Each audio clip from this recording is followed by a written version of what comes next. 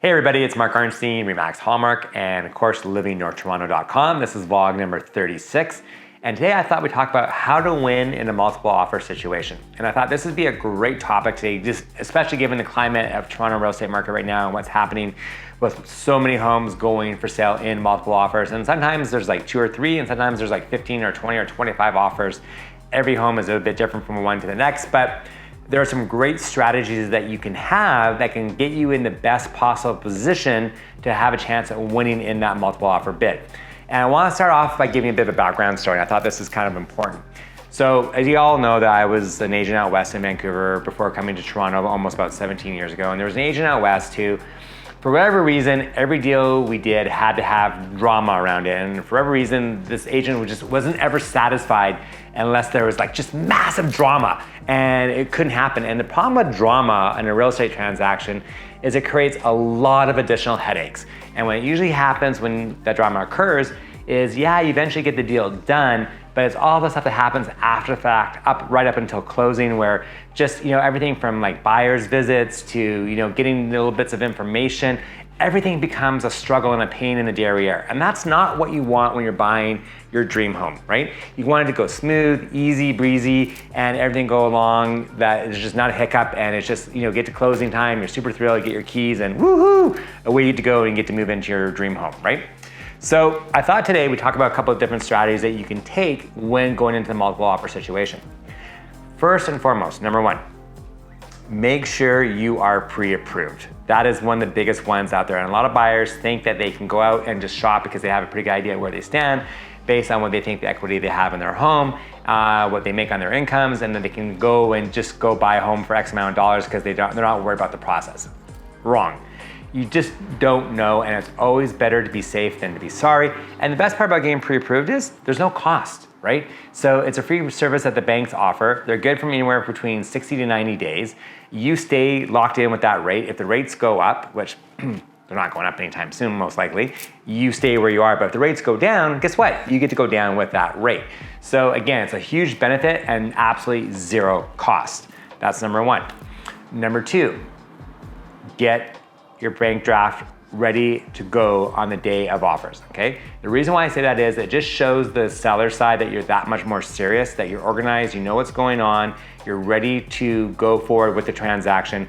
Because there have been situations, and I'm not gonna get into the whole details of this because it's a whole nother vlog of topic of discussion from a legal standpoint, where sometimes buyers can get cold feet and change their mind and actually not hand in the draft the next day, which is against, you're breaking the contract basically, is that you're in breach of contract if that it does happen. But again, like I said, that's a whole nother discussion for another vlog.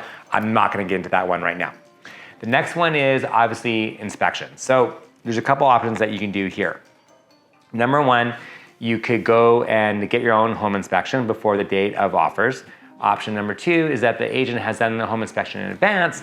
Then you can read through the home inspection then and make sure you have an agent who knows how to read an inspection report with you, like myself, who can sit down and go through all the nuances of the report, make sure you understand everything that's being said. Because a lot of times there's inspector talk and it can be a little bit confusing if you don't know the ins and outs of a home inspection. And the last thing, and one of the most important things, is make sure that your agent that you're working with knows the area that you're putting the offer in, understands the values of where things should fall. Because if you have an agent who's buying a property, or helping you buy a property, I should say, that's from out of area, they might not really have a real true understanding of where the values should be. So make sure that your agent that you're working with is well educated, like myself. So super, super important. Now, and the last part of all this is, it's really important to build and have an agent who can build that relationship with the listing side of the transaction. And the reason why I say this is, obviously there's only certain information that the listing agent can provide to the buying agent because of what they're legally obligated to by the demands of the seller. But you want to be in the best position possible when going forward and making that offer. And if you have great rapport, or your agent has great rapport with the other side, it really helps move along that process. And the agent's gonna go, look, you know what? I like working with this person. They know what they're doing. They got their A game on. They're organized. They're ready to go. As long as they can get to the right price, that's probably the person we want to work with, as opposed to a person who's gonna cause a lot of drama, a lot of angst, and a lot of anxiety, and make the whole process extremely difficult.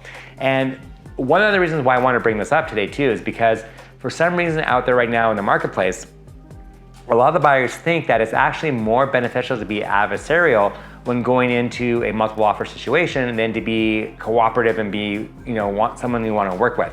And I really do honestly believe that it's the complete opposite. You want to be the person that the other side wants to work with because it's only going to benefit you and help you, not harm you.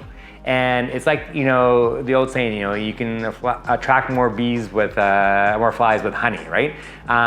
Just when you're a good person and you're being good and you're being honest, you're being truthful and you're being knowledgeable, the other side's gonna appreciate that and it's gonna make the whole thing go a lot smoother.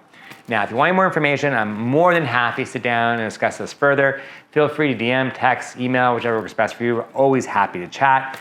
Please remember to subscribe to our YouTube channel and follow along to all of our social media channels because there's all kinds of phenomenal information out there that you're missing out on if you're not already subscribing. And like I say, as always, be safe, stay positive, and especially right now, stay cool because it's super hot out there. Otherwise, look forward to speaking to you all next week. Take care, and we'll talk to you soon. Bye-bye.